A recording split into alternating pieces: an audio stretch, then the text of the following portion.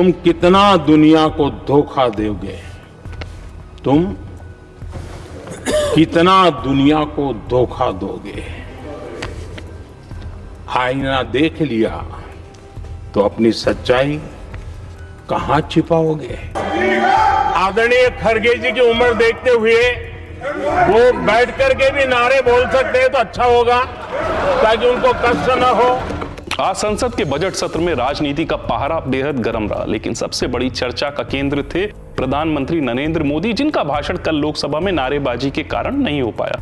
आज उन्होंने राज्यसभा में राष्ट्रपति के अभिभाषण पर धन्यवाद प्रस्ताव पर अपनी बात रखी। कोई भी सेक्टर देश कीजिए, चाहे साइंस हो, चाहे स्पेस हो, चाहे स्पोर्ट्स हो, हर क्षेत्र में आज भारत एक कॉन्फिडेंस के साथ, आत्मविश्वास से भरा हुआ भारत है। हमारा मैन्युफैक्चरिंग सेक्टर, हमारी उद्यमी ये सशक्त हो, भारत की हर चीज का वैल्यू एडिशन हो, उस दिशा में हमने प्रयास किया है। और मैं आज विश्वास के साथ कह सकता हूं, आज भारत विश्व के साथ स्पर्धा करने के लिए पूरी तरह तैयार है। हमारे पास आज दुनिया का बहुत ही महत्वपूर्ण टैलेंट पूल है, युवा टैलेंट पूल है, जिसके पास सपने भी हैं, संकल्प भी है, सामर्थ्य भी है।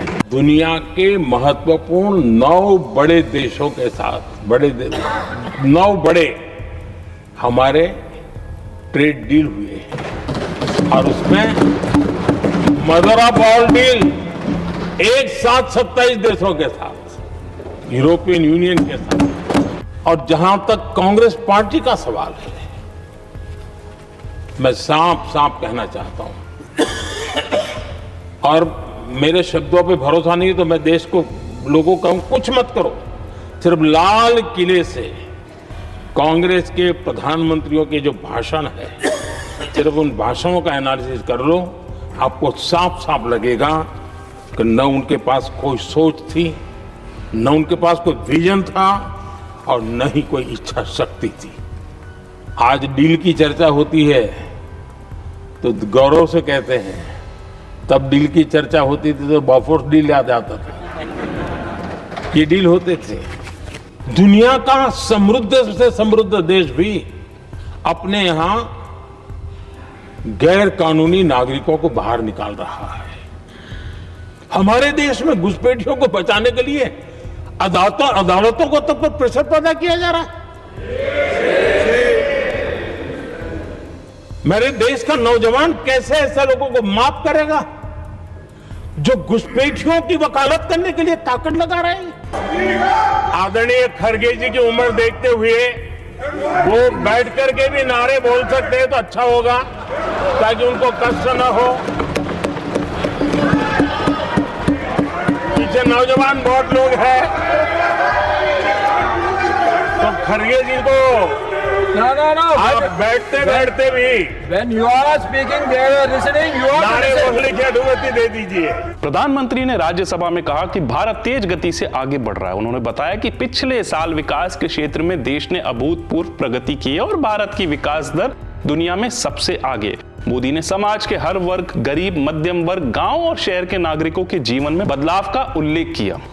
उन्होंने विशेष रूप से युवाओं की भूमिका को उजागर किया। मोदी ने कहा, देश के नौजवान भारत को हर क्षेत्र में आगे बढ़ा रहे हैं, चाहे वो विज्ञान हो, प्रौद्योगिकी हो या रोजगार के अवसर।